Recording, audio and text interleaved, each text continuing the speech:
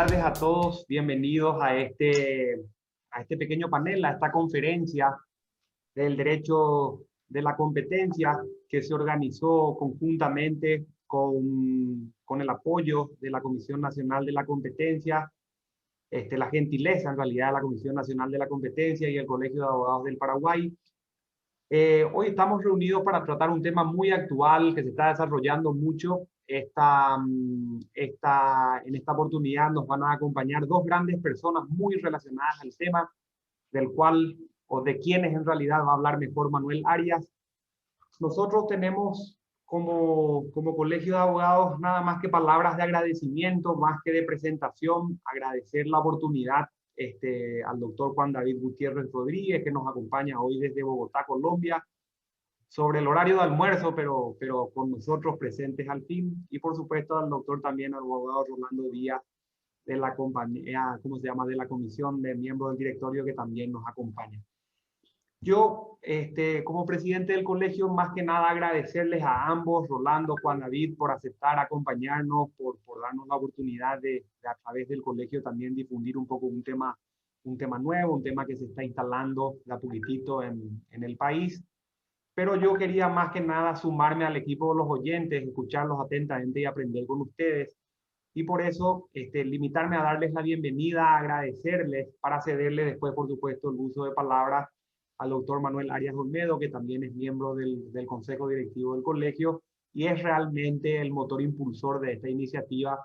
Así que, Mane, como siempre lo llamamos, Mane, también agradecerte a vos, en nombre tuyo, también a Leticia Prono, que está presente, que también ayudó en la organización, y así a todo el equipo del Colegio de Abogados y, por supuesto, de la CONACOM, que trabajaban en la organización de este evento.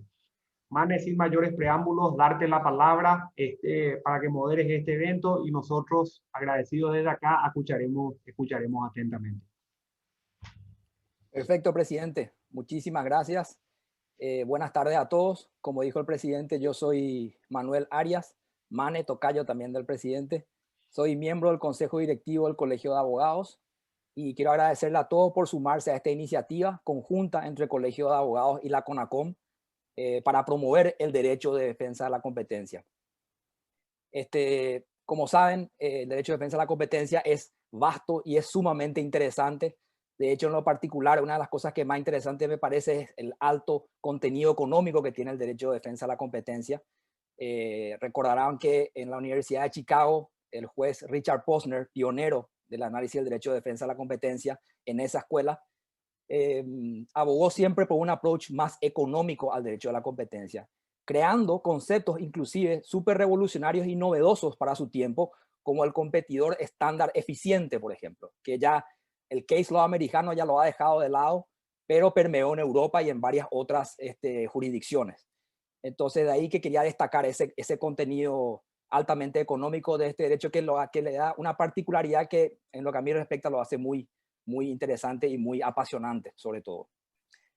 Sin más preámbulos, yo voy a pasar a presentar ahora a los dos panelistas que nos acompañan esta tarde, dos panelistas de lujo, como dijo el presidente. Primeramente tenemos a Juan David Gutiérrez, que es abogado de la Universidad Javeriana de Bogotá y PhD en Política Pública de la Escuela de Gobierno de la Universidad de Oxford. Él tiene una maestría de Derecho y Economía de la Universidad de Bolonia y Erasmus Rotterdam y una maestría en Políticas Públicas de la Universidad de Oxford.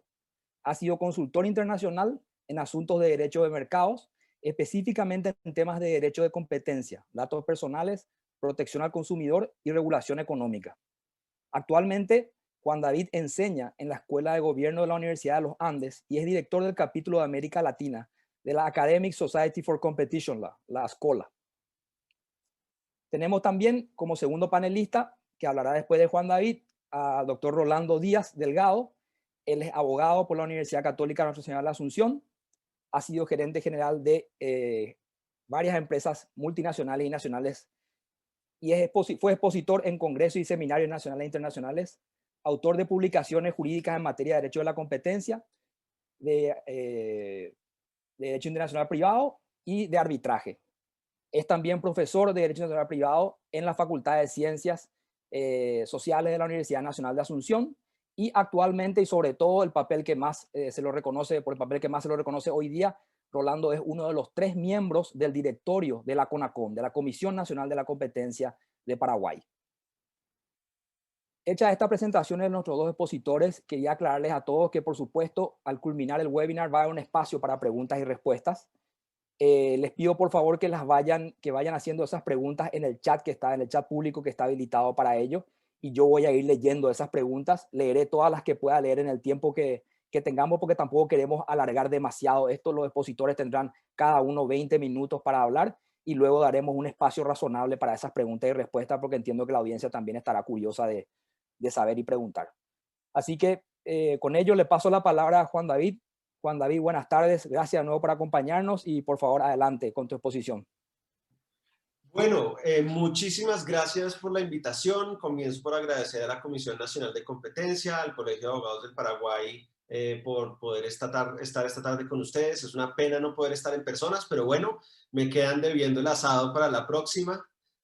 Voy a hacer muy informal, voy a darle las gracias a los dos Manueles y a Rolando, mi colega. Voy a usar los nombres de pila. Me parece que ya aquí estamos en la casa, estamos en familia, como hace un rato estaba diciendo precisamente Manuel antes de comenzar el evento. Para mí es digamos, un orgullo, pero también un placer hablar de derecho a la competencia en América Latina. Como les contaban hace un segundo, pues yo estudié en Colombia, practico en Colombia, pero he tenido la oportunidad de ejercer el derecho a la competencia fuera de Colombia gracias al interés que he tenido desde hace años en los desarrollos del derecho a la competencia en otras jurisdicciones de nuestra región. De hecho, parte de la presentación creo que les va a quedar algo de eso. Y bueno, pues digamos, yo entiendo que esta es una audiencia muy variada, en el sentido de que algunos de ustedes ya porque me entregan un ratito, o sea, sí que te dan. Perdón, le pedimos a todos por favor que silencien su micrófono, solamente Eso, listo. Creo que al moderador le va a tocar ser un dictador benévolo de quien pueda abrir el micrófono, pero bueno. Yo voy a hacer catón el sensor. Adelante, Juan David. Sí, no se estresen que estas cosas pasan. Pues yo les estaba contando que yo sé que esta es una audiencia muy variada. Acá hay personas que están muy familiarizadas con el derecho a la competencia y personas que no están familiarizadas, que esta es una de sus primeras aproximaciones. Y mi reto precisamente es tratar de ofrecer una charla que le hable a las dos audiencias. Y voy a aceptar ese reto y espero que en 20 minutos, que todavía no he comenzado a hablar, no me cuenten todavía los 20 minutos. Yo aquí además tengo un temporizador de cocina, entonces también me llevaré mi tiempo. Yo les decía antes de comenzáramos que a mí me encanta hablar, entonces si no me paran, la cosa se pone grave. Pero bueno, voy a cumplir ese reto de hablar en 20 minutos sobre la materia. Yo traje una presentación en PowerPoint que con el permiso, digamos, de ustedes voy a mostrarles. A mí me gusta mucho usar esto, sobre todo porque tiene imágenes, mucho más que palabras. Me gusta usar imágenes, así que espero que la encuentren útil. Entonces, pues comienzo para confirmar que la presentación ya está disponible. ¿Ya la están viendo? Sí, se ve perfectamente, Juan David. Listo, comienzo. Entonces ahora sí es 20 minutos. Esta es la agenda de la presentación. Mi reto es hablarles de los fundamentos del derecho a la competencia. Para eso voy a hablar sobre el concepto mismo de qué es competencia económica. Luego vamos a hablar un poquito de qué es el derecho a la competencia y qué objetivos persigue. Puntualmente vamos a hablar sobre qué conductas son las que las autoridades de competencia normalmente abordan en su trabajo. Es decir, cuáles son las conductas de las empresas o del Estado mismo que a las autoridades de competencia alrededor del mundo les importa trabajar. Y pues de esa primera introducción de fundamentos vamos a hablar un poquito de la historia global del derecho a la competencia, más que de los orígenes, que son unos orígenes muy remotos en el siglo XIX. Quiero contarles rápidamente de la evolución y de cómo aterrizó, y por último, de cómo aterrizó el derecho a la competencia en América Latina. Todo esto como para darles un contexto, para poner esto en contexto y entender dónde está Paraguay ubicado, digamos, en el concierto internacional. Entonces yo les prometí que lo primero que quería hablar era sobre el concepto mismo de competencia económica.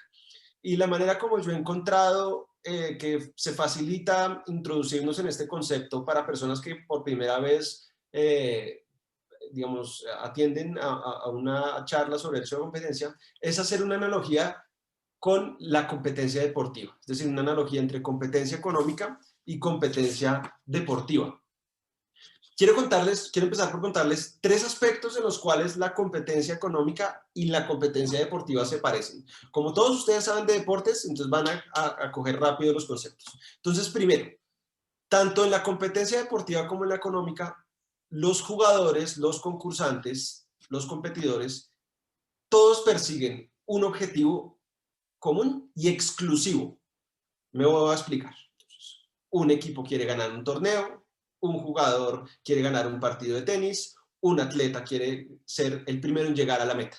Muy bien, eso es un objetivo. Normalmente en los deportes no pueden ganar 2 equipos, ¿verdad? En un partido de fútbol puede ganar un solo equipo, gana uno. Normalmente en los otros deportes también gana una sola persona, el que llegue primero. Hay casos muy excepcionales donde le dan el primer lugar conjuntamente a 2 corredores. Y en la competencia económica, ¿eso cómo se traduce? Se traduce en que, por supuesto, todas las empresas están concurriendo al mercado a competir. ¿Por qué? Por los clientes, sí, por ventas, sí, pero en realidad, en últimas, ellos están compitiendo es por los ingresos que les van a entrar a ellos. Y ahí es donde se ve el objetivo exclusivo. El objetivo exclusivo no es que yo tenga un cliente exclusivo o que si alguien es cliente mío no puede ser cliente de otra empresa. Lo que es exclusivo es que un peso que un consumidor gasta en una empresa es un peso que no vio otra empresa. Entonces, cada peso, cada dólar, digamos, cada cantidad de dinero que gaste un consumidor en una empresa, no se la lleva a otra empresa. Entonces, primer punto, hay este objetivo común exclusivo. Eso hace, esa persecución de un objetivo común exclusivo, que el desempeño de quienes participan en la competencia deportiva o en el mercado no dependa solo de sí mismos, sino también de los rivales. Yo no soy rápido simplemente por mí mismo, sino en una carrera de atletismo soy rápido en relación con los demás. Fui rápido si pude llegar primero. No, por supuesto que puede haber récords personales o de la carrera o mundiales, pero ¿qué determina si yo gano una competencia? Es mi habilidad, mi desempeño respecto a las demás. Son de esa manera jugadores que dependen de las demás. Las empresas también les pasa lo mismo. No es lo mismo la empresa que es monopolista, ya está solita y su desempeño prácticamente depende de lo que quiera hacer ella misma, a un mercado en el cual haya muchos competidores y donde yo no puedo fijar cualquier precio de mercado para los bienes que ofrezco, porque sé que si ofrezco un precio demasiado alto, la gente no va a querer comprarme. Los consumidores van a preferir algo que sea que tenga un menor valor y si garantiza la misma calidad, pues perfecto. Y yo me quedo ahí solo esperando que lleguen clientes y ventas e ingresos que no van a llegar. Entonces, fíjense ustedes que ese objetivo común y exclusivo genera, digamos, unas dinámicas que generalmente hacen que los jugadores, si están en un número plural, no dependan por sí mismos del resultado final. En segundo lugar, tanto en la competencia económica como en la deportiva hay un conjunto de reglas. Hay una manera de competir permitida, hay una manera de marcar un gol, hay maneras que no se permiten de marcar un gol, salvo que el árbitro esté ciego o el VAR no funciona, que parece que el VAR no funciona tanto, pero digamos, salvo que uno haga trampa, pues yo no puedo meter el gol con la mano, ¿verdad? Eso, hay una regla común que dice que no se puede hacer así. ¿Por qué lo hace? Por el bien del deporte, por el arte, por el espectáculo. Bueno, lo mismo pasa en la competencia económica. Usted, señora empresa, puede llegar al mercado, puede concurrir, puede ofrecer, pero no puede hacer de cualquier manera, ¿verdad? En los países que tienen legislación de libre competencia está prohibido que los competidores, por ejemplo, se pongan de acuerdo para aumentar los precios y de esa manera percibir mayores ingresos. Eso está permitido. No se puede. ¿Por qué? Porque de permitirse, los beneficios de la competencia y de la presión competitiva no van a llegar ni a los consumidores y a la economía en general. Entonces, otra razón por la cual esta analogía entre competencia económica y deportiva funciona es porque en los dos casos hay un conjunto de reglas y ese conjunto de reglas es, digamos, observado y se hace cumplir por una autoridad común. En un partido de fútbol es el referee, En Paraguay ya sabemos que está la CONACOM, pero además eventualmente puede haber jueces digamos, en casos en donde sea necesario resarcir a víctimas de perjuicios. No será la CONACOM, sino será un órgano de la rama judicial, seguramente la que entre a ver eso. Entonces hay un juez común. Bien, voy a seguir con la tercera razón por la cual es parecida la competencia económica y la deportiva, y es que hay muchas maneras de competir, hay muchas maneras de ser muy bueno. A veces cuando uno piensa en la competencia económica se enfoca demasiado en el precio, y resulta que el precio no es la única manera de competir. Por supuesto que también está la calidad, por supuesto también está los efectos de red, es decir, que yo sea parte de un club de consumidores puede generar beneficios para el consumidor y para la empresa. En tercer lugar, la innovación. Quizás incluso yo me atrevería a decir que la innovación es la manera más radical de competir. ¿Cuántos de ustedes hoy en día usan un Discman o un Walkman? De pronto algunos de ustedes no. Algunos de ustedes son tan jóvenes que ni saben de qué estoy hablando. Ustedes solo tienen MP3. Es más, ya no tienen MP3, tienen su celular que es un smartphone y por ahí pueden oír la música que quieran. Bueno, fue gracias a esa nueva tecnología que desapareció toda la industria que se dedicaba a vender unos equipos que habían, digamos, se habían popularizado en todo el mundo y que habían vendido millones de copias, no solo de aparatos, sino de CDs. Pero eso desapareció, y no desapareció por el precio ni por la calidad, desapareció por una innovación. Entonces, hay muchas maneras de ser bueno. Lo mismo en los deportes. Hay gente que le apuesta a la técnica, a la fuerza, a la estrategia. Bueno, hay muchas maneras de competir. Entonces, esta analogía que les acabo de presentar, para mi gusto, sería muy mala si no les contara el otro lado de la historia. Y el otro lado de la historia, y aquí en realidad está el mensaje que quiero decirles, es que esa analogía que les acabo de hacer no es tan buena, no es tan buena.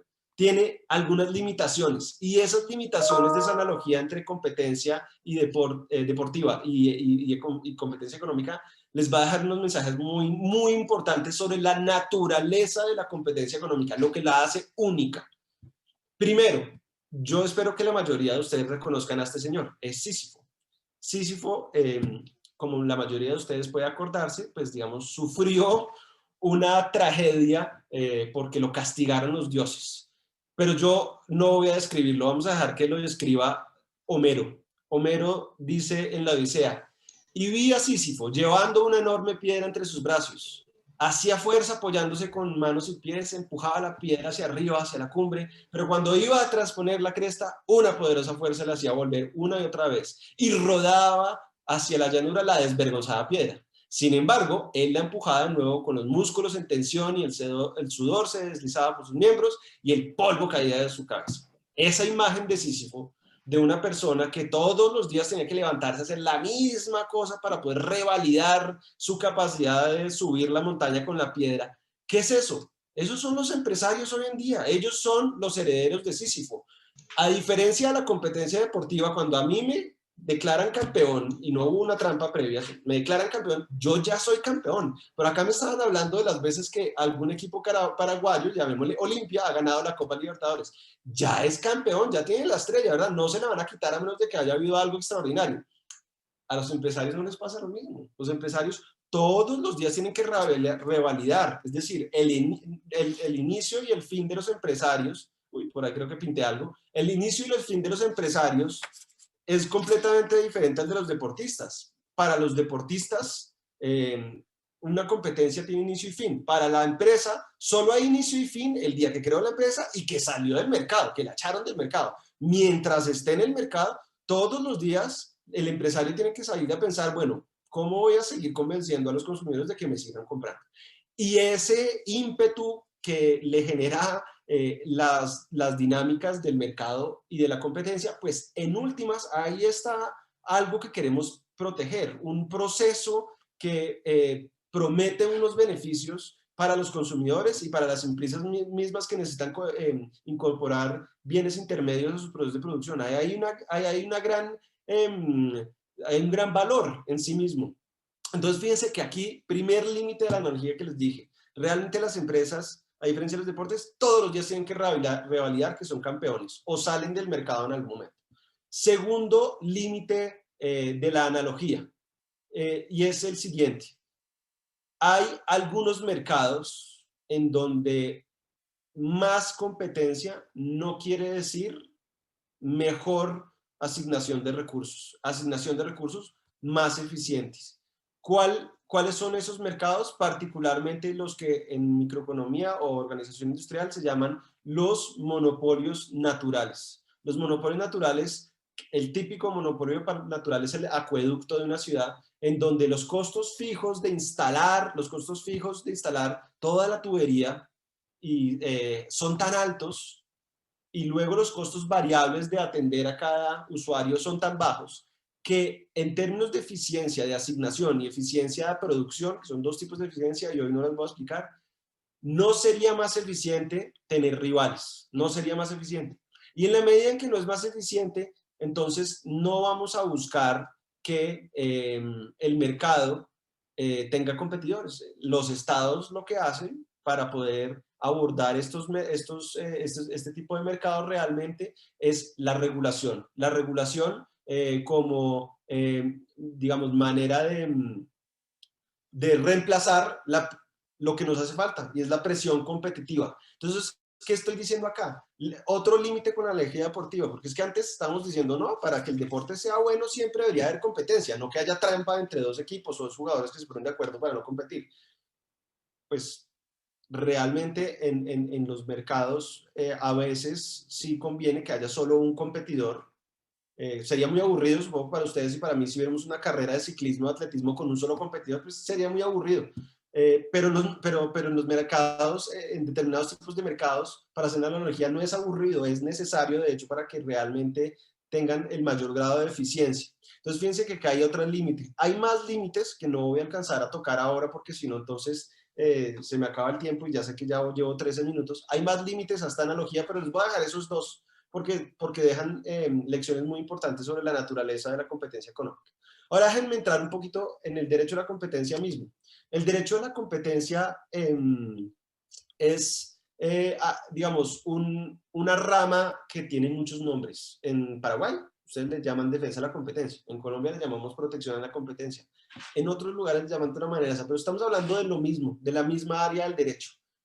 Y para quienes no han visto, digamos, no han tenido, esta es la primera vez que tienen la oportunidad de ver esta charla, si ustedes se preguntan, bueno, ¿qué es como conjunto de normas? ¿Cómo define uno el derecho a la competencia?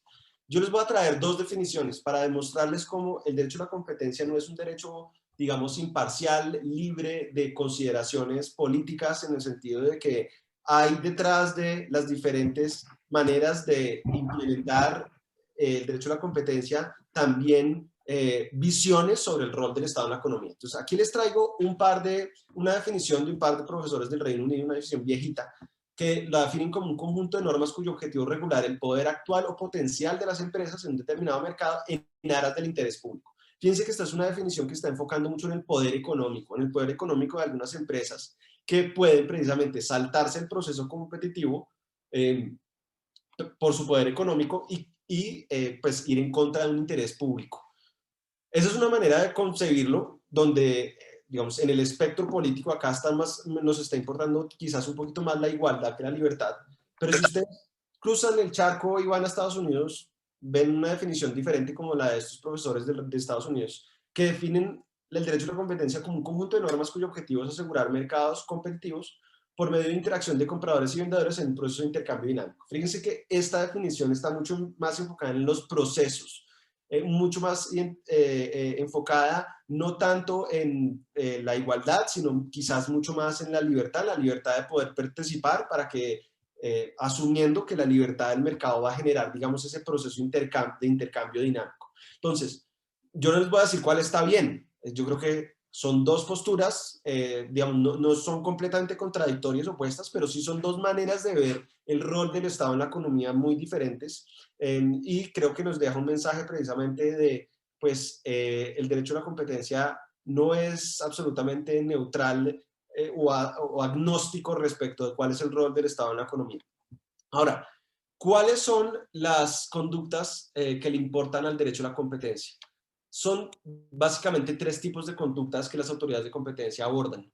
Por una parte, las prácticas restrictivas de la competencia o conductas anticompetitivas que básicamente se pueden dividir en dos tipos. Primero, el abuso de posición de dominio por empresas que, como su nombre lo indica, tienen poder de mercado. Imaginémonos, por ejemplo, cuando una empresa con poder de mercado, es decir, que tiene la capacidad de influir por sí misma o determinar por sí misma las condiciones de mercado, fijan precios por debajo de sus costos medios de producción para quebrar a empresas que están tratando de entrar al mercado o para prevenir la entrada de nuevas empresas. Eso es un ejemplo de abuso de posición de dominio. Otro ejemplo de abuso de posición de dominio, cuando una empresa me obliga, con posición de dominio, me obliga a comprar dos bienes, uno de los cuales no tiene nada que ver con el otro.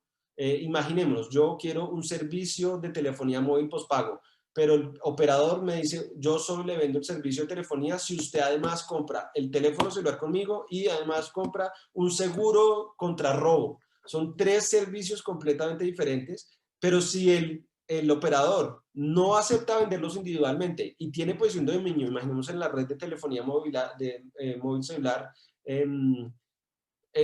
va a incurrir en algo que se llama una venta atada. Esos son ejemplos de abuso de posición de dominio que, como ustedes ven, están más enfocados en el tema del poder económico.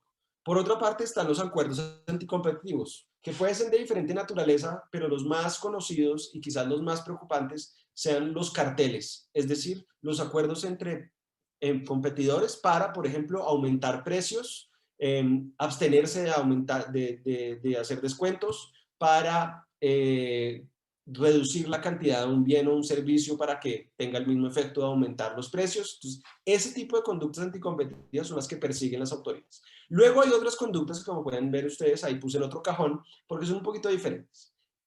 Por una parte, están las concentraciones empresariales. Cuando dos empresas que son rivales o que hacen parte de la misma cadena de valor deciden unirse. Eso por sí mismo no es ilegal. Por eso lo puse en otro cajón. Normalmente, de hecho, es legal que se dé una fusión, que se dé una compra de acciones, compra de activos. De muchas maneras se puede dar esa integración entre dos empresas. Pero algunas integraciones, particularmente las que se llaman integraciones horizontales entre competidores, pueden tener unos efectos negativos para el mercado.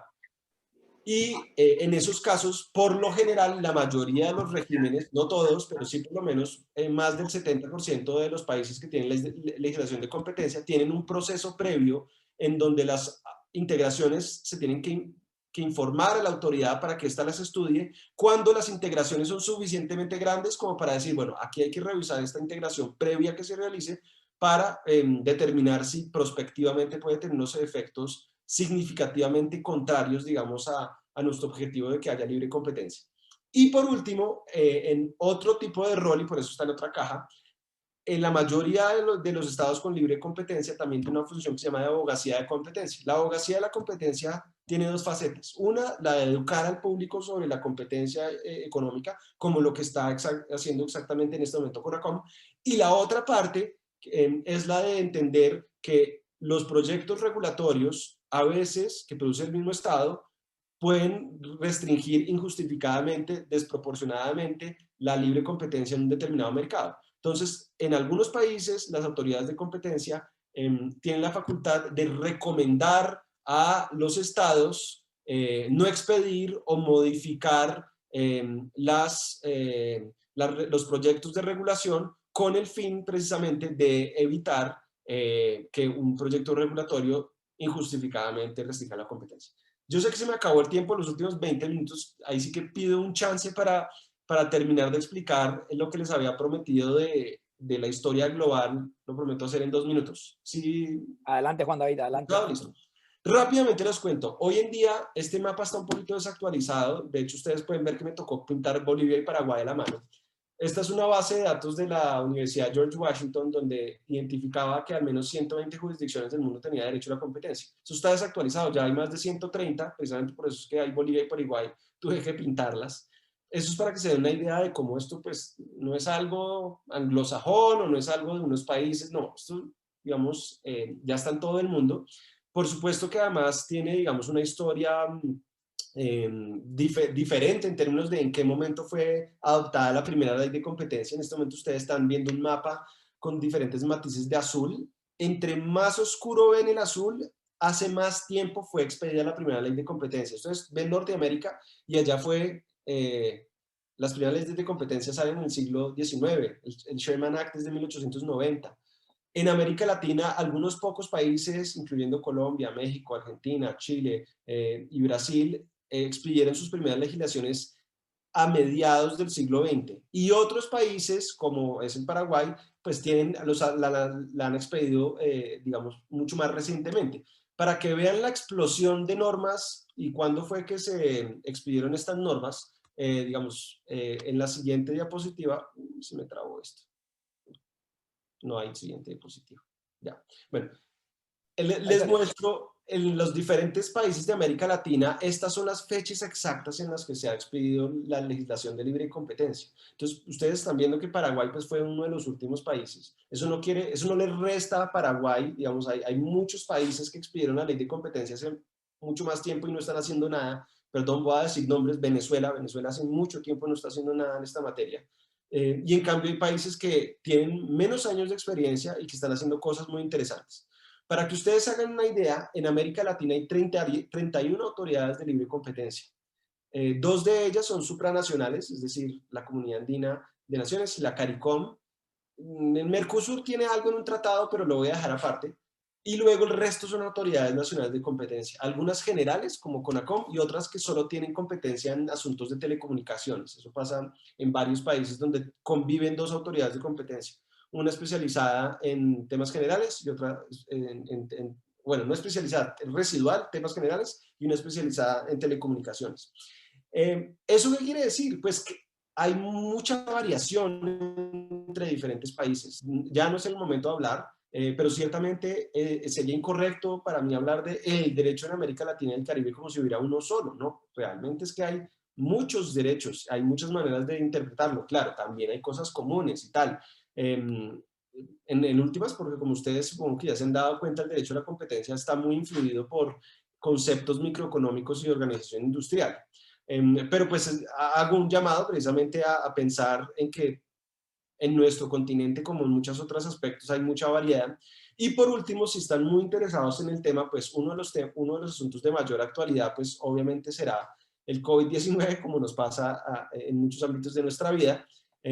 Y el año pasado publicamos, junto con otros 18 autores, un libro sobre los retos del COVID-19 para el derecho a la competencia en América Latina y el Caribe. Ese libro está por ahí disponible para que lo bajen en Google, se puede descargar libremente. De pronto más tarde en las preguntas podemos hablar de eso. Y por último, además de dar las gracias, hago 2 publicidades. Primero, si ustedes quieren estar al día con lo que está pasando en el derecho de la competencia en América Latina, les recomiendo mucho consulten el blog lalibrecompetencia.com. Ahí hay más de 50 autores de toda América Latina contando qué está pasando en sus respectivas jurisdicciones. Y también publicando sobre futuros eventos y demás. Y finalmente, en mi página web personal, que es académica, en juangutierrez.co, ahí está mi portafolio de artículos y libros y demás que he escrito sobre derecho a la competencia. Yo creo que la mayoría de ellos se puede descargar gratis, tanto artículos, capítulos de libros, la mayoría se puede descargar gratis. Entonces los invito también a que si tienen más curiosidad y quieren leer sobre el asunto, pues ahí están disponibles. Y ahora sí, me pasé 3 minutos, pero muchísimas gracias. Muchísimas gracias a vos, Juan David. Realmente muy interesante, muy provechosa tu ponencia, dándonos ese marco teórico general global, que es lo que mucha gente quería conocer también antes de pasar a lo local, de lo que nos va a hablar Rolando. Y no puedo dejar de decirte que cuando hiciste la analogía al mito de Sísifo, me hizo acordar la obra de Albert Camus, el que se llama así mismo El mito de Sísifo, que habla justamente lo que vos decías, que nos levantamos todas las mañanas a hacer exactamente lo mismo como Sísifo levantaba la piedra, y hacías la analogía perfecta de que el empresario todos los días tiene que hacer lo mismo para revalidarse y seguir competitivo en el mercado, que no es una cosa de una sola vez. Así que bueno, muchas gracias de nuevo, Juan Eduardo. Muchas gracias. Le paso la palabra entonces ahora a Rolando. Adelante, Rolando, te escuchamos con mucho gusto.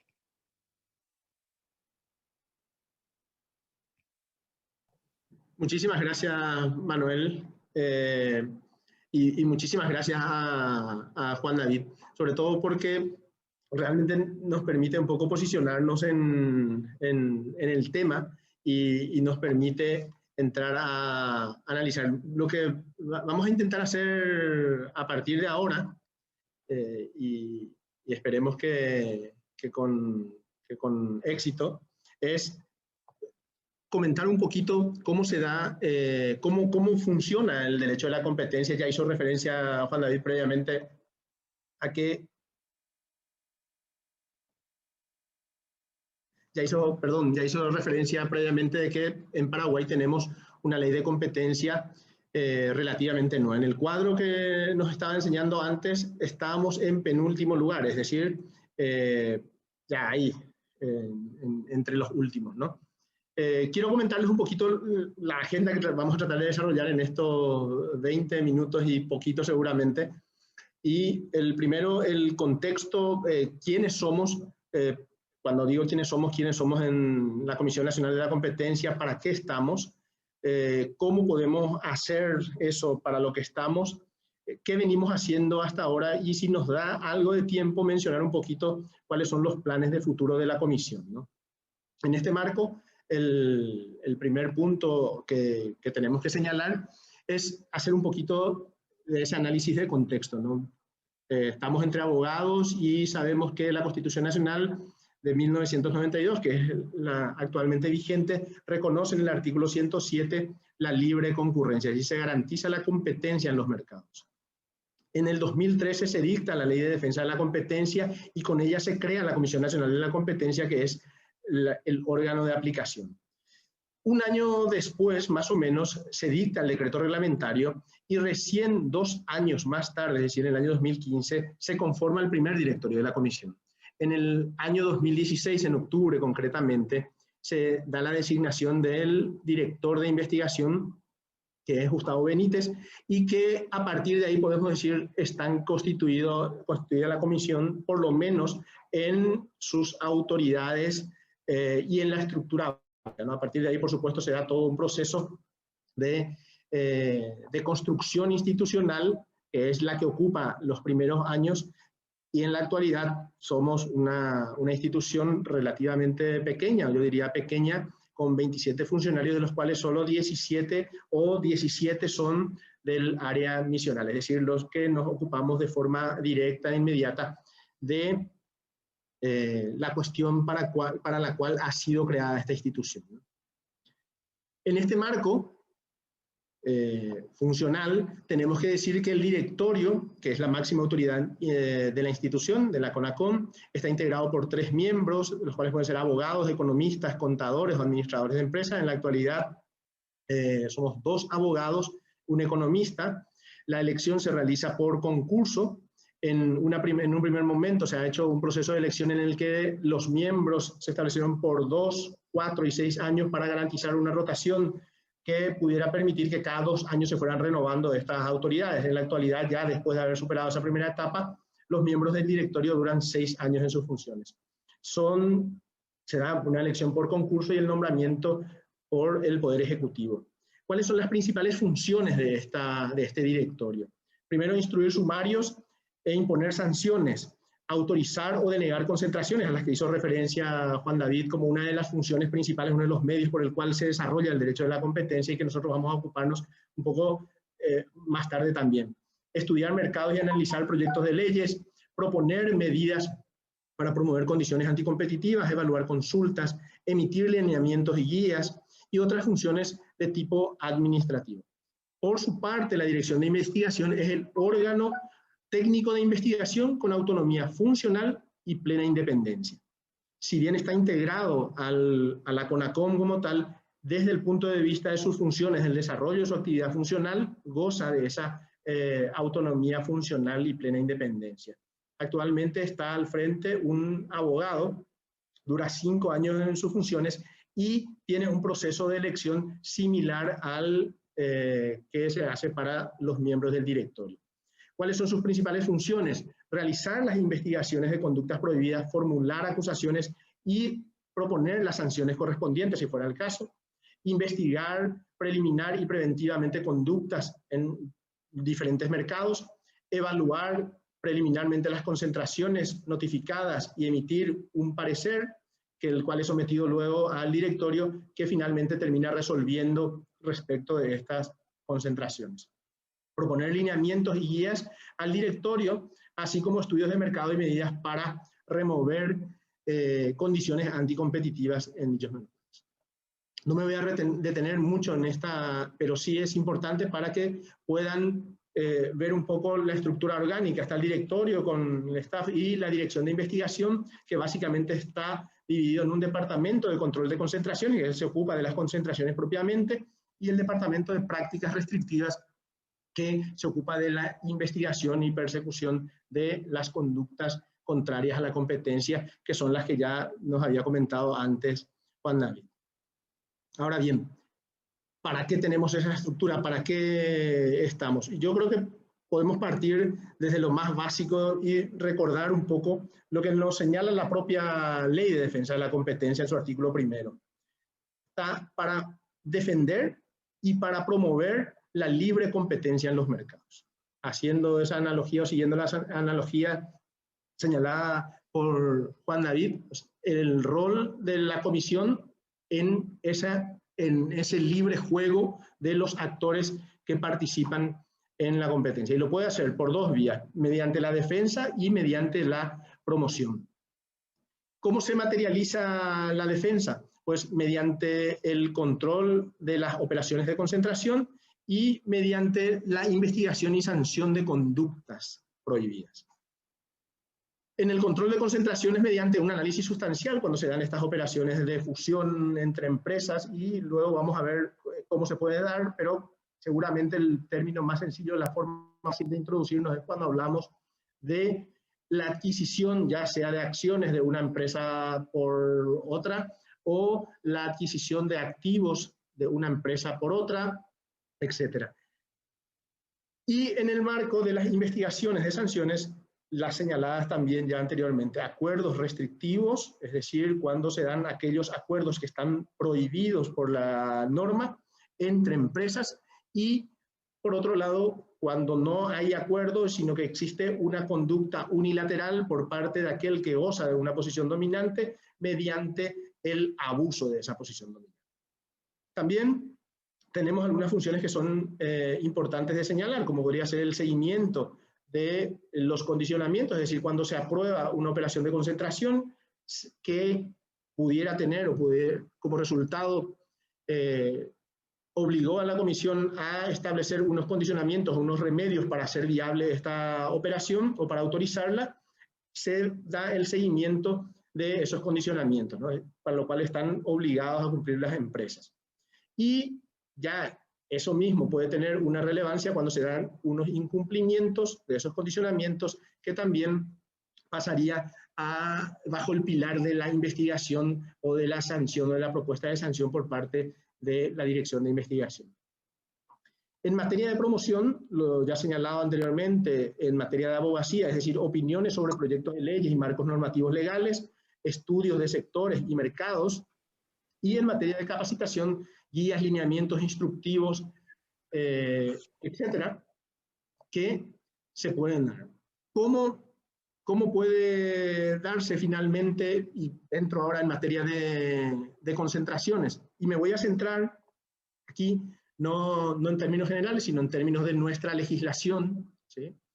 Es decir, ¿cómo se puede dar un proceso de control de concentraciones? Pues básicamente una concentración se puede dar en Paraguay, está establecido como la fusión de dos o más agentes económicos, dos o más empresas que anteriormente operaban de forma independiente en el mercado, mediante la creación de una nueva persona jurídica conjunta. El ejemplo más típico, el que puede llevarnos a nosotros los abogados a visualizarlo seguramente de una forma mucho más sencilla si mencionamos a los joint ventures, por ejemplo, y principalmente también mediante la toma de control de una empresa por otra, o de un agente económico por otro. Por ejemplo, por adquisición de una persona física, por ejemplo, del capital accionario de una sociedad, ¿sí? Donde podríamos hablar de transferencia de acciones. de la compra de elementos del activo por contrato o por cualquier otro medio establece nuestra norma. Más adelante vamos a ocuparnos de este punto, pero solo para señalar la peculiaridad de cómo puede darse un proceso de concentración mediante un contrato, es decir, sin que exista transferencia ni de acciones ni de activos. Lo primero que hay que señalar es que en el sistema paraguayo rige un sistema de notificación previa y obligatoria. Es decir, las operaciones de concentración deben ser notificadas. Y deben ser notificadas siempre y cuando cumplan con determinados umbrales. Juan David estaba señalando antes, decía, no todas las operaciones de concentración pasan por la autoridad. Y es lógico que sea así. Es decir, solo aquellas operaciones que por su envergadura, por su importancia, requieren del análisis, están obligadas a someterse al régimen de operación, al régimen de control de concentraciones.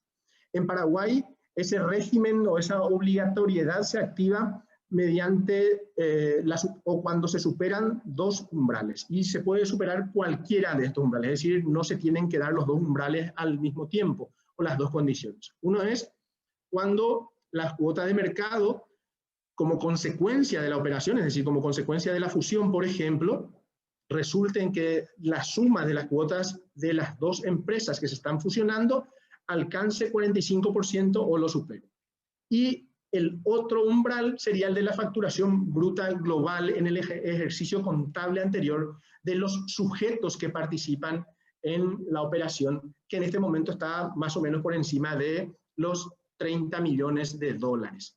Es decir, cuando como consecuencia de la operación resulta, y pongo un ejemplo a ver si lo graficamos, una empresa que en un mercado determinado factura 20 millones de dólares es adquirida por otra que factura 70. En la suma tenemos 90, es decir, supera los 30 millones y por tanto tienen que notificar. Y esto con independencia de que la suma de las cuotas de mercado de esas empresas, por ejemplo, pudiera estar en torno al 10%, al 2%, al 3%. Daría exactamente igual. Son umbrales que operan de forma independiente. Y se establece un plazo de 10 días desde la celebración del acto que dispara esa concentración, ¿no? Tenemos que destacar que estamos hablando no de la toma efectiva del control, no de hacerse cargo, es decir, cuando alguien compra una empresa, no se trata del momento en que entra a la empresa, porque para poder entrar al control de esa empresa debe tener previamente la autorización de la Comisión Nacional de la Competencia. ¿Qué es lo que evalúa la Comisión cuando se notifica una operación de concentración? Pues lo que evalúa básicamente es busca establecer lo que llamamos la compatibilidad de esa operación con la ley de competencia. ¿Y cuándo es compatible o cuándo es incompatible? Será compatible si no supone esa operación un obstáculo significativo para una competencia efectiva en el mercado relevante. Y este concepto en nuestra legislación está limitado en esa operación no cree ni refuerce una posición dominante. ¿Cómo se hace esta evaluación? Y lo tienen ahí, lo van a tener luego en la grabación y por tanto va a estar disponible también este material. Se hace mediante la evaluación de varios criterios. Y por una cuestión de tiempo no voy a entrar ni al desarrollo de estos, pero sí voy a hacer referencia a uno que a lo mejor puede sonarnos como un factor importante para decir esta empresa tiene una posición dominante. Ha habido casos, no solo en Paraguay, que lo vamos a ver más tarde, sino también en otras jurisdicciones en el que una cuota de mercado importante, grande, alta, y ahí podemos decir cuánto es grande, cuánto es alta, pero seguramente podemos coincidir en que en torno de 60, en torno de 70, deberíamos entender que es una cuota importante, por encima de 50 seguramente. El legislador, de hecho, ha considerado que 45 ya es un criterio para la notificación, con lo cual de alguna forma está diciendo todo lo que supere 45 ya puede llamarnos la atención. Ahora bien, lo que sí, con el listado que ustedes pueden ver en pantalla, podemos tener claro es que realmente no solo ese criterio de cuota de mercado terminará definiendo que una empresa tiene posición dominante. Para esa evaluación, primero tomamos eso, pero vemos el nivel de concentración de ese mercado, vemos cómo participa el resto de los actores en ese mercado. Puede que existan actores con una fuerza o unos músculos de tal envergadura que perfectamente mitiguen esa cuota de mercado, esa preponderancia en cuota de mercado de una empresa, por ejemplo, y pueden darse de diferentes formas. Lo cierto, esto se tiene que evaluar y se evalúa por la comisión caso por caso. ¿Cómo se da el proceso de la operación de concentración y teniendo en cuenta el tiempo? Vamos a resumir básicamente de la siguiente forma. Si la operación resulta que después de haber hecho este análisis no crea ni refuerza una posición de dominio, debe considerarse que la misma es compatible con la ley de competencia y que por tanto debe darse su autorización. ¿Qué ocurre cuando, como consecuencia del análisis, resulta que la operación sí crea o sí refuerza una posición de dominio? Habrá que preguntarse si esa operación genera eficiencias productivas o dinámicas y en caso de que las genere y que sean probadas, alegadas y probadas por las partes interesadas en la operación, entonces también se podrá considerar que la misma es compatible con la ley de competencia y también devendrá una autorización. ¿Qué ocurre cuando no se alegan o no se prueban eficiencias? Pues habrá que analizar si existen condicionamientos que puedan tornar a la operación compatible con el mercado. Y voy a tratar de graficar un poquito esto. ¿Qué son los condicionamientos? Los condicionamientos, por decirlo de alguna forma, son los remedios que vendrán a paliar de alguna forma o a sanar la enfermedad, si hacemos el paralelismo, que puede suponer esa operación de concentración para el mercado. Es decir, esa operación supone un determinado riesgo por crear una posición dominante o por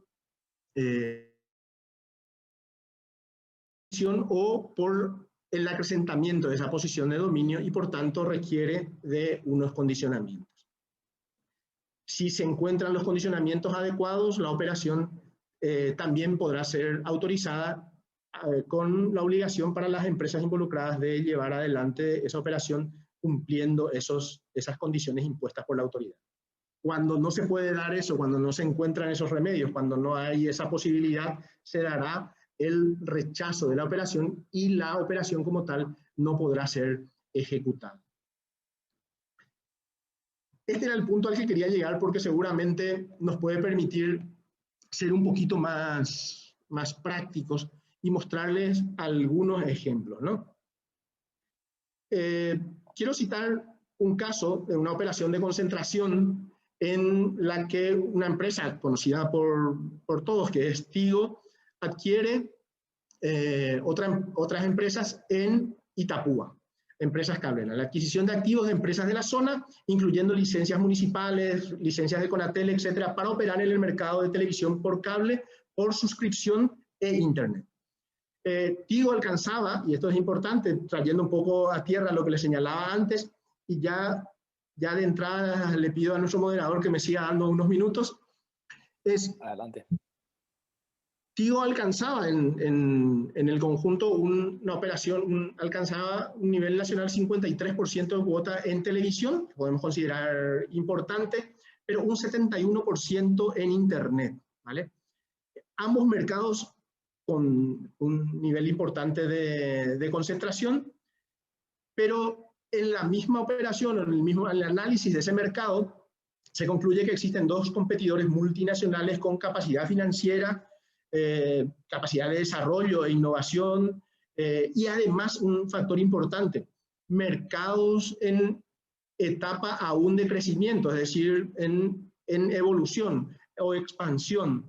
No más del 30%, por ejemplo, de los hogares contaban con el servicio de internet, ¿vale? Con lo cual, lo que se dice es, aquí hay espacio para hacer y todavía se puede seguir. Y un factor importante aquí es que la operación como tal no suponía un incremento en la cuota del adquirente ni siquiera del 1%. O sea, estamos hablando de 0% en la cuota. Otra operación que merece la pena comentarla, sobre todo por traer un poquito al ámbito de, no sé, cosas que podamos conocer, la operación de compra que se dio de Prosegur Wagenhut de la unidad de esta empresa de transporte y custodia y gestión de valores, ¿sí? En este mercado se daba también una alta concentración en el mercado, cuota de participación se llegaría en torno al 70%. No existía un competidor de igual tamaño, ¿sí? Fíjense que en el caso anterior decíamos existen competidores fuertes, aquí no existía competidores de un tamaño importante que podían hacer fuerte con una espalda financiera importante. Todas las empresas eran empresas de capital nacional y por tanto se llegó a la conclusión de que la empresa tenía una posición dominante y que como consecuencia de esta operación la estaría reforzando. Finalmente la operación terminó siendo aprobada con condicionamientos y se establecieron condicionamientos y lo tienen ahí, como permitir a los competidores la utilización, por ejemplo, de las bóvedas de esta empresa en Concepción, Encarnación, Ciudad del Este, Coronel Oviedo, porque la empresa en cuestión era la única que disponía de estas bóvedas. De cualquier forma, estas resoluciones están absolutamente disponibles también para todos, para que las puedan revisar en su versión pública, ¿no? Otra operación relativamente reciente y que tiene más o menos, podríamos decirlo como un capítulo 1 y capítulo 2 por el actor que adquiere, en este caso es Copetrol, en la operación Copetrol-Petrobras y Copetrol Action, que recientemente se dio en el año 2020. Pues, por hacerles un resumen rápido, si bien había varios mercados involucrados en la operación, importación, comercialización mayorista y minorista de combustibles líquidos, gas licuado de petróleo y lubricantes, además de tiendas de conveniencia, etc. Es decir, varios mercados involucrados en la operación. Solo la conclusión a la que arribó la comisión es solo se creaba dominancia en mercado de comercialización minorista de estaciones de servicio en 6 distritos del país. Estamos hablando de la primera operación. Se autorizó con ciertas condiciones, es decir, no operar con más del 50% de estaciones de servicio en estos 6 distritos. Mantener mismos precios de ventas en distritos lindantes a esas zonas y permitir a competidores utilizar servicios de flete de combustible, es decir, en otra etapa de la cadena de valor, y en almacenaje de tanques. En la siguiente operación, la de Action, la del año 2020, se reforzaba la dominancia también en el mercado de comercialización minorista en estaciones de servicio en la ciudad de Asunción y se establecieron los mismos condicionamientos. En el caso Frigomer Frigonorte, que seguramente les habrá sonado porque fue seguramente uno de los casos que le tocó manejar a la comisión y que fue bastante difundido en los medios de comunicación, se trataba de la toma de control y concentración mediante un contrato. Es decir, en este caso no se daba la compra, por ejemplo, de los activos, no se daba tampoco la compra de acciones, la transferencia de acciones, sino que se daba un contrato que llevaba la forma de contrato de prestación de servicios, ¿no? Sin embargo, para la comisión y del análisis del contrato, del análisis de la situación, Frigomer estaba contratando una capacidad instalada y al hacer el análisis de los argumentos planteados por los notificantes, el objetivo de esta operación era hacer frente a la situación de pandemia y por tanto contratar esa capacidad instalada. Realmente, aunque se hablaba de prestación de servicios de faena, es decir, de faenar ganado para convertirlo en carne y su comercialización, estos decían, esto es un contrato, pero no es una concentración, no había transferencia de acciones, etc. Sin embargo, mediante el contrato, Frigomer influenciaba directamente en la actividad de la empresa y en las operaciones de la empresa. La conclusión a la que se llegó es que la empresa, incluso porque constan las actuaciones dichas por los mismos directivos de Frigonorte, la empresa de hecho no podría operar en cumplimiento de este contrato, no podría operar para terceras empresas ni podría operar para sí mismo, lo veía muy complicado hacerlo. Además, se entendió que la operación generaba vínculos post-contractuales, porque esto era un contrato de un año, renovables, etcétera, pero se entendió que, atendiendo a unas circunstancias particulares que tenían que ver con una condición de acreedor-deudor entre los actores, también esas circunstancias se iban a extender en el tiempo. Finalmente, se da la denegación de la autorización. La Comisión Nacional de la Competencia deniega la autorización para esta operación y la cuestión está pendiente de análisis. Será la primera Sí, tranquilízate, será. Tranquilízate. O sea, que a mí no me interesa, pero a vos, amigo, hablame bien, carajo. Encima querés que venía que todo yo me empecé a putear. Sí, nomás, Rolando. Está en mute, Rolando. Estás en mute, Rolando. Tu micrófono, Rolando. Y el grito no fue para vos, puedes continuar con tranquilidad. Sí. Problemas técnicos. Ya. Bueno, y quiero tratar de ir cerrando, aunque todavía me hubiera gustado poder comentar, pero sí quiero dejar esto, está pendiente de resolución la cuestión, y por tanto vamos a tener también, seguramente una resolución judicial en algún momento que vendrá a analizar las cuestiones que se plantearon en este caso.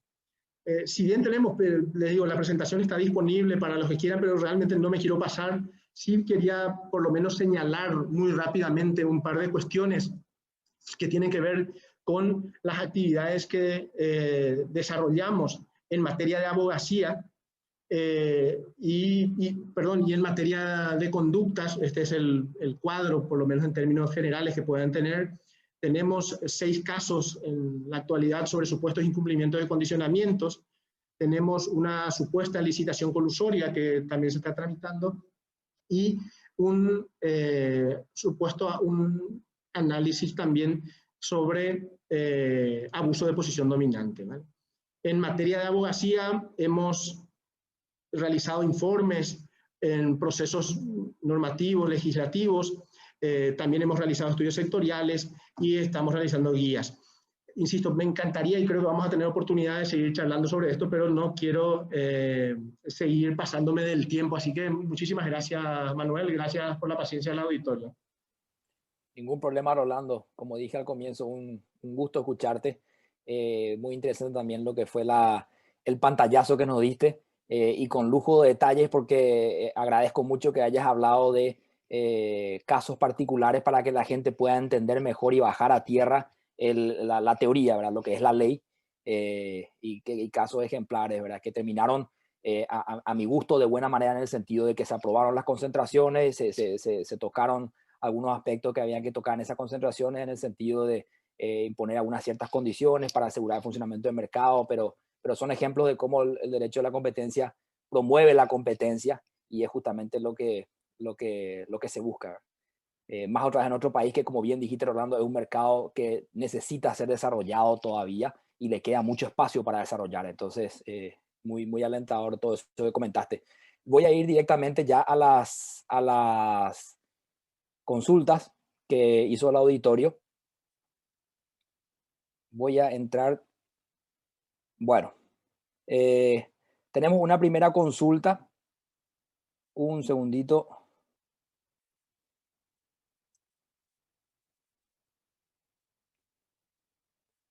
Dice, una primera consulta que tenemos es, y que es de mucha actualidad, hace poco leí un artículo al respecto, es las Big Tech y el derecho de competencia.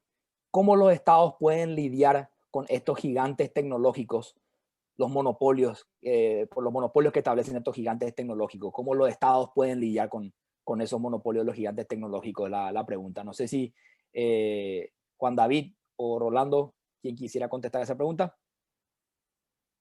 Los dos podemos de pronto agregar nuestros puntos de vista.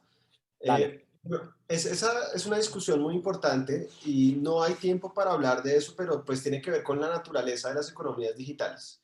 Las economías digitales tienen unas características propias digamos, los rápidos cambios en el ecosistema de negocios. En muchos casos las plataformas, digamos, se ven beneficiadas de los efectos de red que refuerzan su capacidad para tener poder de dominio y de pronto hacer más difícil que otros puedan ingresar al mercado. Hay grandes asimetrías de información entre compradores y vendedores. Entonces, hay, digamos, asuntos que se entrecruzan con el derecho a la competencia, como el tema de protección de datos personales. Digamos, la tenencia de grandes volúmenes de datos personales que nadie más puede reproducir, como por ejemplo puede pasar en el caso de Facebook, que no solo tiene Facebook, sino que tiene datos personales por cuenta de WhatsApp y Instagram, pues nadie más puede reproducir esa base de datos.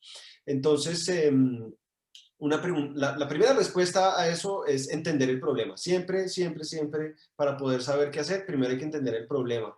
Entonces, ese sería el primer llamado, a que entendemos el problema no solo en cuanto a lo que ocurra en Europa o en Estados Unidos, sino eso como se manifiesta en América Latina. En América Latina también hay consecuencias, digamos, de lo que ocurre en los mercados digitales.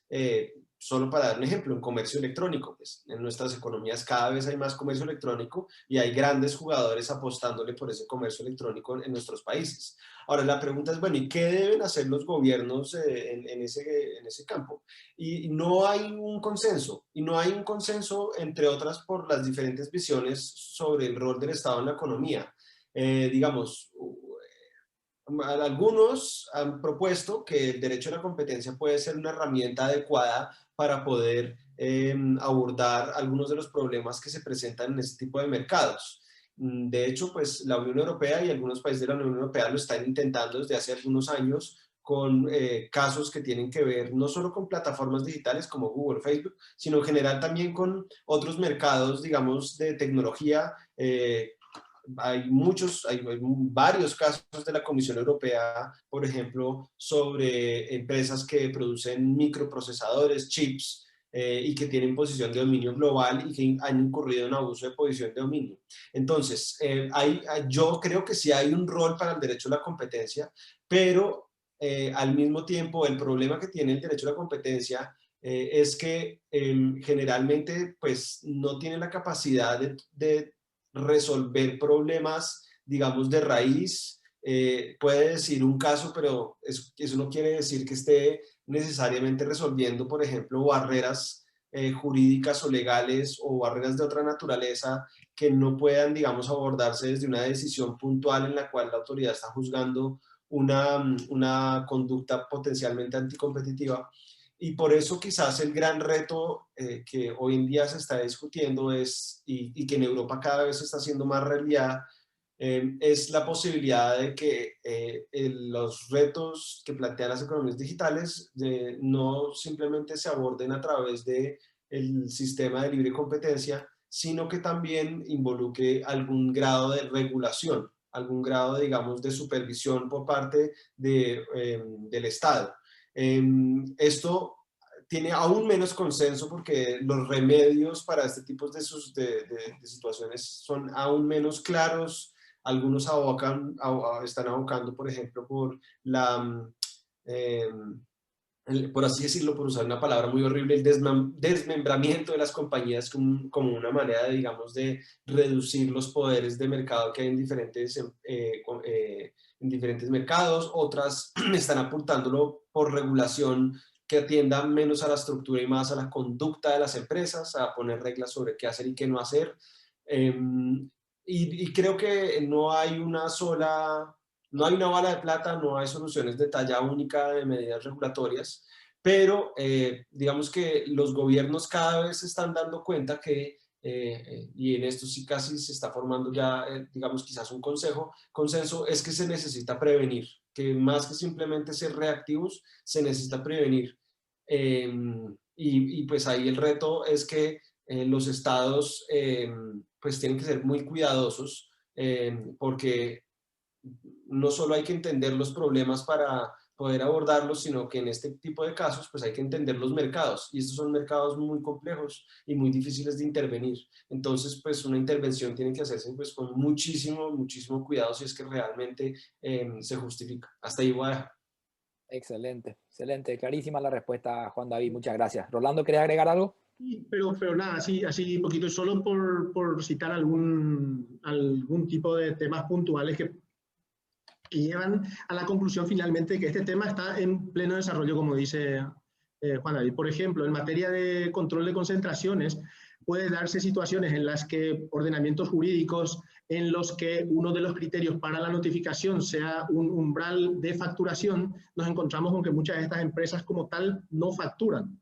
Es decir, son de servicio gratuito o adquieren por otro lado sus iniciativas. Entonces puede que estemos en presencia de un desarrollo tecnológico que no genera ninguna facturación, por ejemplo, y que luego puede entrar en un proceso de adquisición por otra que, aunque tenga una facturación, si tomamos los criterios, por ejemplo, europeos, en donde existen criterios combinados de facturación, si resulta que la empresa adquirida tiene facturación cero, el proceso de control de concentraciones, y cuando se da el proceso de control de concentraciones, al no haberse dado, resulta que esa empresa, con el impulso que le da la adquirida, por ejemplo, torna un desarrollo fenomenal que se termina quedando con algún mercado. También una característica importante de esto es que al final en muchos casos se van creando mercados, es decir, el desarrollo tecnológico va creando mercados que antes no existían, con lo cual tampoco se pueden necesitar. Y lo que decía Juan David, y creo que esa es la gran discusión. Hay muchos que incluso dicen, pero esto hay que seguir dejando que el mercado avance, porque si miramos cuáles son las empresas que hoy nos preocupan, Google, Facebook, Amazon, etcétera, y miramos esto hace 15 años, es que no eran nada, con lo cual ahora aparecerán otras con más innovación y pasará lo mismo, ¿verdad? Claro, es un poco hacer futurología, pero lo que está claro es que todas las autoridades de competencia están atentos y sin un consenso hasta ahora, pero es un proceso en... Gracias, Rolando. Muchas gracias por la acotación adicional. Tengo una siguiente pregunta que está dirigida a Juan David. Dice, las diversas concepciones que emergen de los conceptos de derecho de la competencia, expuestos por Merkin y Williams, por un lado, que hace énfasis en el control de poder de mercado, y por otro lado de Sullivan y Harrison, que se centra en el proceso competitivo en sí, marcan también la distinción entre la vertiente concurrencial anglosajona y la europea. Y de ser así, ¿a qué vertiente se enrolan la mayoría de nuestras legislaciones, o podemos empezar a hablar de una vertiente latinoamericana? Está buenísima esa pregunta. Creo que tengo que desempacarla para poder responderla. Yo, digamos, la respuesta corta es depende de en qué momento de la historia. Cuando se creó la Unión Europea, digamos, el tratado de constitución de la misma apuntaba a la creación de un mercado común, y los objetivos del derecho a la competencia estaban supeditados de alguna manera a la creación de ese mercado común. Y en muchos casos uno veía decisiones en las que la Unión Europea tomaba una decisión muy influida con ese concepto de promover un mercado, digamos, regional, cosa que uno no veía en Estados Unidos nunca. En Estados Unidos, digamos, la visión sí ha sido bastante, la visión convencional y preponderante hacia la de proteger procesos competitivos, más que a proteger determinadas empresas o a proteger determinados mercados. Pero al mismo tiempo, yo creo que la respuesta no está tanto en la geografía, sino más bien en cuál es la visión, digamos, la visión del gobierno a cargo del momento y los arreglos institucionales que haya. Es decir, qué tan independiente es la respectiva autoridad del gobierno. Entre más dependiente o menos independiente, más influido es la autoridad por la visión del respectivo gobierno sobre el rol del Estado en la economía. Entonces, cuando uno mira el caso estadounidense, es imposible generalizar y decir que los gobiernos estadounidenses homogéneamente han aplicado el derecho a la competencia, ¿no? Por el contrario, es clarísima la diferencia que hay entre un gobierno republicano y un gobierno demócrata, particularmente porque el Departamento de Justicia no es independiente totalmente del gobierno nacional. O sea, es decir, hace parte, digamos, incluso el Attorney General prácticamente hace parte del Consejo de Ministros del presidente. Luego la Comisión Federal de Comercio, la Federal Trade Commission, sí es un poquito más independiente, pero aún así es evidente que los gobiernos republicanos casi siempre se enfocan mucho más en perseguir carteles y en, por así decirlo, darle suave al tema de abuso de posición de dominio y darle suave a las integraciones empresariales, mientras que los gobiernos demócratas le han prestado más atención al tema del abuso de posición de dominio y a ser más duros con el control de concentraciones, lo cual refleja esa visión de que tanto uno se enfoca en el poder económico, que tiene por supuesto consecuencias también de poder político, o si se enfoca mucho más en procesos competitivos. Digamos, para incluso ir a otro lugar del mundo, pues el derecho a la competencia en China es diferente a todo lo que he mencionado. Ellos también tienen su manera, digamos, de interpretar el derecho a la competencia según su sistema económico, en donde, por ejemplo, ellos son bastante nacionalistas, digamos, ellos han sido acusados, como en otro momento de la historia fue acusado la Unión Europea, de usar el derecho a la competencia en contra de las compañías extranjeras o de querer privilegiar los campeones nacionales chinos.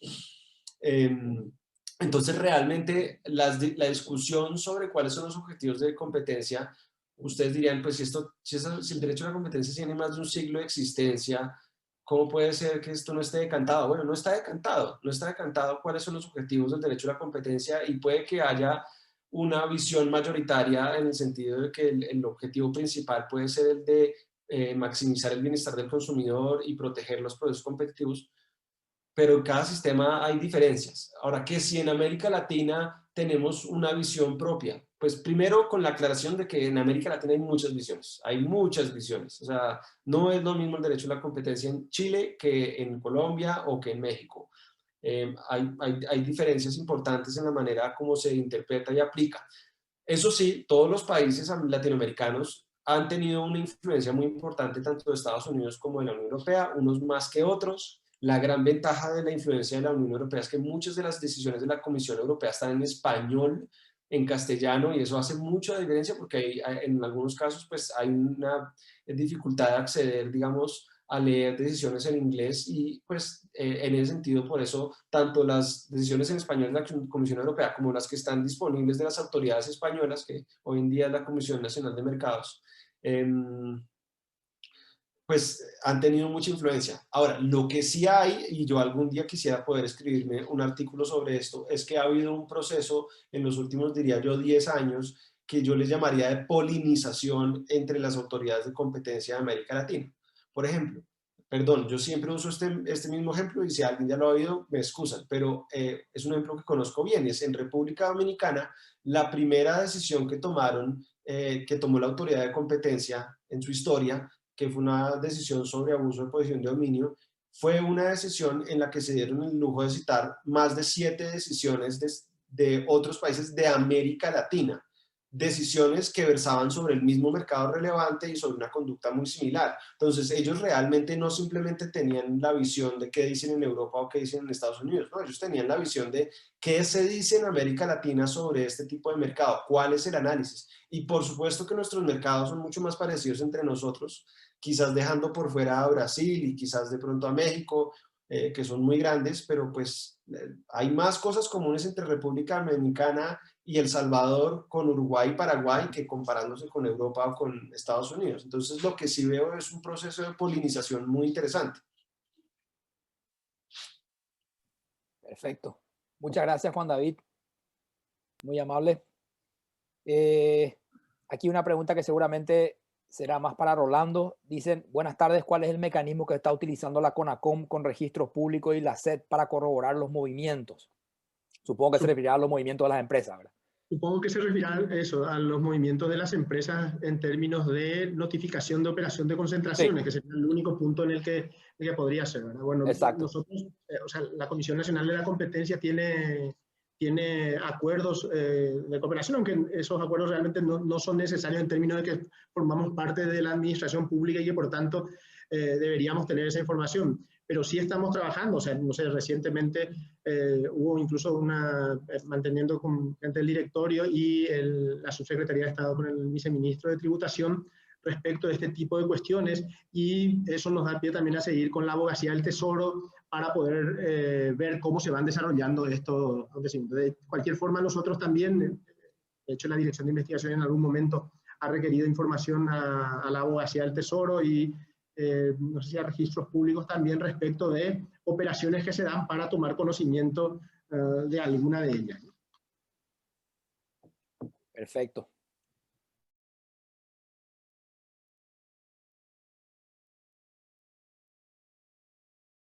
Porque sé que Juan David lo va a recoger y luego va a decir, aquí también hay polinización para que la siguiente sesión cite, ¿no? En el último caso que tuvimos en el último caso en el que estuvimos analizando la operación de concentración entre frigorífico Frigomerc y frigorífico Norte, como se daba a través de un contrato, hemos encontrado una jurisprudencia y unos trabajos desarrollados por la autoridad argentina en materia del contrato de Fasón, y bueno, no me voy a extender en eso, pero sí un análisis muy interesante que finalmente se da porque en el sector, en eso, como dices tú, seguramente hay más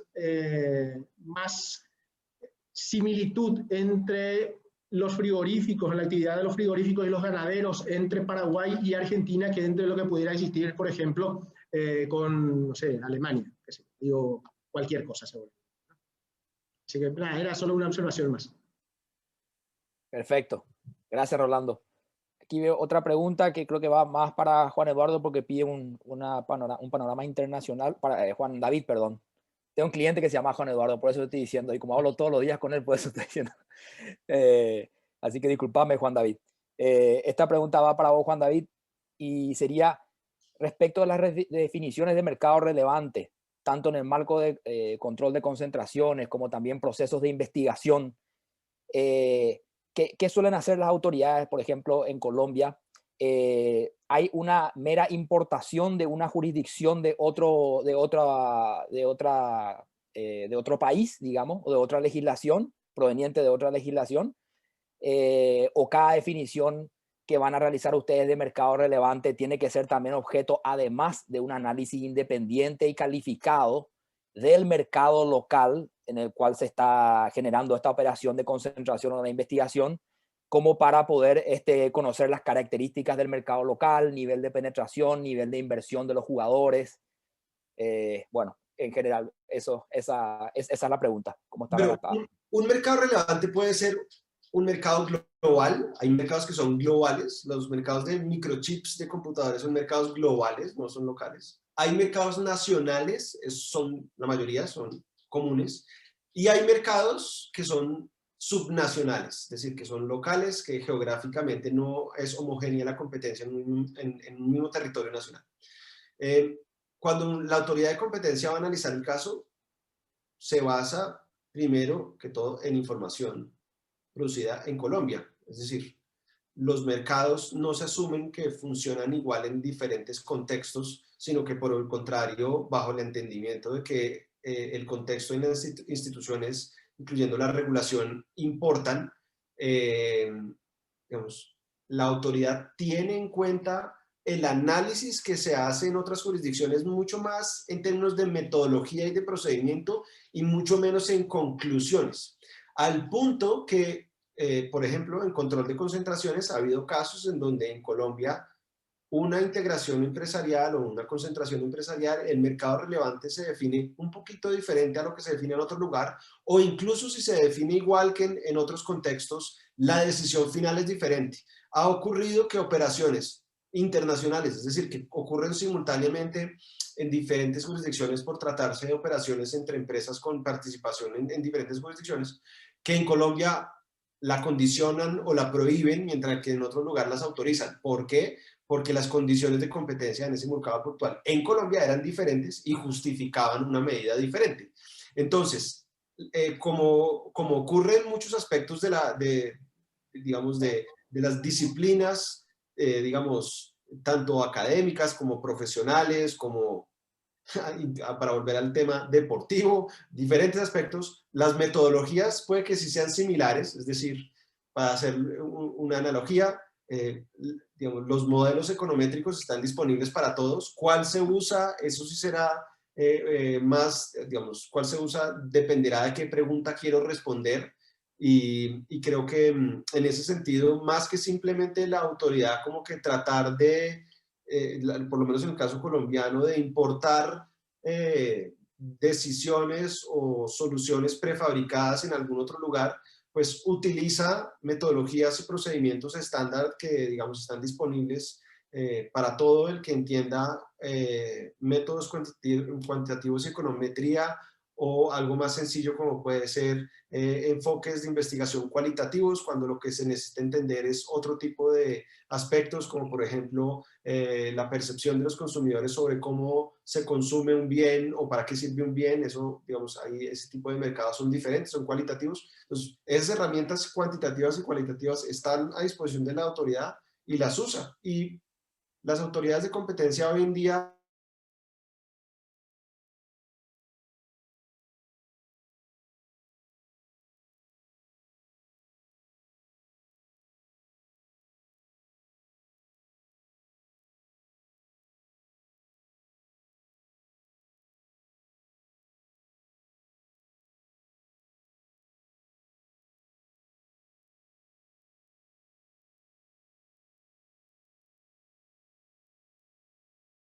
de maduración es un gran desafío porque tenemos que trabajar más en la línea de que las definiciones de nuestros mercados relevantes respondan efectivamente a una realidad del mercado como tal, ¿no? Siempre pueden ser útiles las referencias que nos puedan venir, y esa es una gran ventaja del derecho a la competencia. Ya pasó, ya fue, pero si tomamos como un enlatado y lo trasladamos, seguramente nos podemos equivocar. Perfecto, Rolando. Muchas gracias por la acotación, muy útil y me parece muy práctico lo que dijiste, Rolando, así que concuerdo plenamente, con todo respeto con lo que dijiste. Bueno, un par de preguntas más y con esto ya vamos cerrando también, así podemos ir liberando a la gente y ahí lo dejamos a Juan David que pueda almorzar también, que seguramente le está haciendo ruido el estómago. Una siguiente pregunta es, y dice específicamente para Rolando, dice, ¿establecen umbrales para analizar la concentración económica según el HHI y el índice de dominancia? ¿Tienen guías de análisis de concentraciones económicas? Sí, la respuesta concreta, y se nota tanto en los pareceres de la Dirección de Investigación como en las resoluciones, y vuelvo a insistir, son públicas, están en nuestra página web, se pueden descargar, y entonces ahí uno puede fijarse, y en el cuadro que presenté antes también, en el cual se hace un resumen, uno de los criterios que venimos utilizando en ese análisis es justamente el del HHI,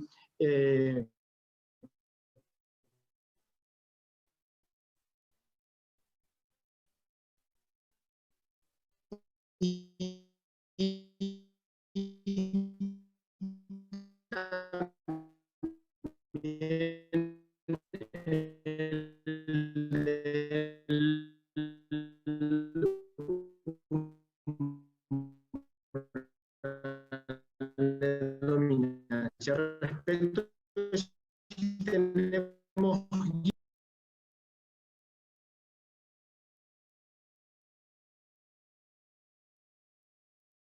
y también un agradecimiento especial a Juan David, ¿verdad? Por permitirnos conocer más y permitirle al grupo, a todos los abogados que están participando, conocer de lo que es el derecho de la competencia. Bueno, dejo espacio para que sigan los ponentes para poder seguir hablando de ellos. Gracias, Fabricio. Entonces, creo que Rolando, te repito rápidamente, dice, ¿qué se entiende en doctrina y jurisprudencia paraguaya sobre el bien jurídico que se protege? Competidores, bienestar de los consumidores, innovación, proceso competitivo. Esa es la pregunta. ¿Cuál es el bien jurídico protegido? Sí. Yo creo que nosotros estamos en proceso de maduración y de construcción, y en todas, de hecho, si revisamos nuestras resoluciones y los pareceres de la Dirección de Investigación, y hago un paréntesis antes, sin dejar de destacar que creo que hay un elemento importante, que nuestra ley y todo lo que eso implica luego con su desarrollo normativo, tiene una fuerte influencia del derecho europeo y español de la competencia, es decir, realmente ni un poco de ahí. Con lo cual, lo señalado por Juan David respecto de cómo se veía salvando el interés que tenían en su momento cuando fueron desarrollando respecto de fortalecer esa unidad de mercado, ¿vale? Salvando esa situación, porque nosotros somos un único país, no somos un proceso de integración. Creo que tenemos en nuestra normativa todos los elementos a los cuales podemos dar mayor o menor énfasis dependiendo de la situación. Pero, por ejemplo, un factor importante son, porque la misma norma en determinados puntos nos señala que el interés del consumidor es un interés que tiene que ser atendido por la Comisión en sus resoluciones, podría ser. Lo que sí seguramente está claro es que la respuesta no es única. O sea, no podemos decir que la Comisión Nacional de la Competencia y todas sus resoluciones van a cerrarse y centrarse con un único bienestar del consumidor. La gente se tiene que tener, pero también tenemos que tener en cuenta, porque al final el consumidor es la persona física que en última instancia termina beneficiándose de todo esto. Pero creo que ahí no estamos inventando nada tampoco, porque en realidad todo el conjunto normativo, todo el derecho hacia lo que apunta, entiendo, es hacia las personas, ¿verdad? Es decir, lo que protegemos son a las personas, ¿no? Ahora, el proceso competitivo es fundamental porque entendemos que si se dan o cuidamos ese proceso competitivo, seguramente en última instancia también estaremos llegando a esos objetivos. Los intereses de las empresas, evidentemente, también están protegidos por el derecho de la competencia. Es decir, cuando una empresa en particular se puede ver afectado por una conducta, ya sea por un acuerdo restrictivo, por un abuso de posición dominante o incluso por una operación de concentración, o sin ir más lejos, en una normativa dictada por el Estado, por el cual sencillamente no puede participar en ese mercado, pues el proceso que estamos cuidando es que haya esa competencia, es decir, facilitar que haya más actores en esos mercados, ¿no? Perfecto, gracias Rolando. Juan David, ¿quisieras agregar algo a eso o paso a la siguiente y ya última pregunta? Sí, quería aprovechar para hacer un comentario adicional que de pronto se me quedó como en la cabeza en la pregunta anterior sobre si América Latina como que tenía su propia identidad en este tema. Y al mismo tiempo un poquito la pregunta también subyacente de si nosotros de pronto copiamos mucho lo que puede pasar en otros lugares. Yo quisiera agregar lo siguiente, pues como ocurre en las ciencias naturales y en las ciencias sociales, gran parte de la producción de conocimiento está concentrada en Estados Unidos, en Europa y hoy en día en China.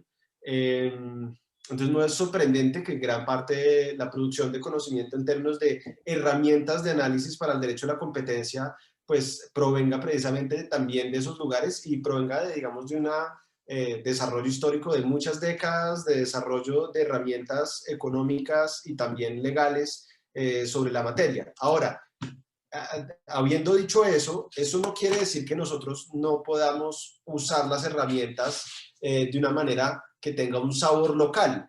Digamos, esas herramientas no reemplazan el análisis y la información local que uno necesita para tomar decisiones. Las herramientas no son más que un marco, generalmente un marco lógico de pensamiento o un marco, digamos, para poder entender relaciones entre variables, digamos, matemáticamente. Y en ese sentido, las buenas decisiones no simplemente dependen de usar unas metodologías que puede que se desarrollaran en otros contextos, sino de la calidad de la información local que yo tengo para entender el mercado. Y para hacerles, pues, una analogía, es como si me preguntaran, bueno, ¿América Latina tiene identidad y tiene algo que le ha aportado a la música global? Pues yo les diría, sí, aquí usamos los mismos micrófonos, los mismos cables, las mismas cámaras, pero pues eso no quiere decir que la idiosincrasia local, la cultura local, no pueda pasar por ese filtro y producir algo que sea propio y algo tan popular como el reggaetón que llegó hasta a Japón. Entonces, digamos, yo creo que sí hay una posibilidad, digamos, de implementar el derecho a la competencia con un sabor latinoamericano, pero que eso depende un poquito menos de las metodologías y mucho más de la calidad de la información y la manera como nosotros somos capaces de procesar e interpretar esa información. Perfecto, muchas gracias, Juan David. Aquí va una pregunta directamente para vos también. Dice Juan David, ¿en Colombia hay regulación ex ante en materia de competencia? ¿Opinás que estas regulaciones son útiles para los sectores regulados? Sí, por supuesto. Hay dos tipos de regulación, digamos, que son ex ante. Primera, el control de integraciones empresariales, porque las empresas no pueden adelantar o tramitar su operación y que su operación tenga efectos cuando tienen el deber legal de informarla, hasta tanto la autoridad no les haya dado el visto bueno. Ahí hay ya, digamos, una operación ex ante. Para los que no están familiarizados, es antes de que se produzcan los efectos. Pero por otra parte, como les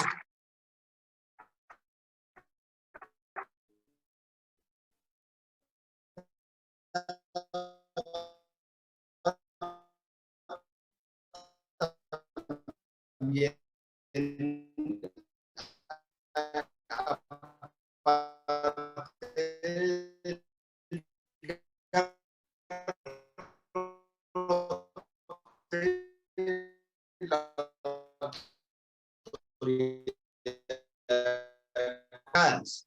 favoreciendo empresas injustificadamente.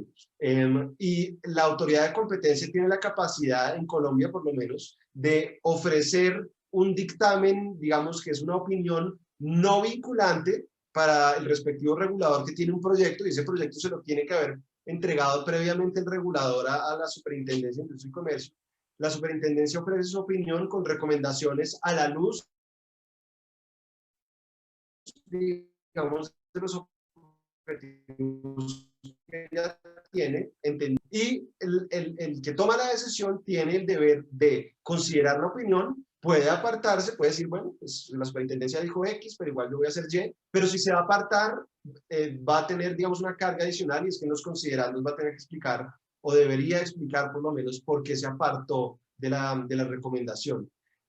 Y como pasa en la salud, muchas veces en el derecho a la competencia es mejor prevenir que esperar, digamos, a actuar con la enfermedad.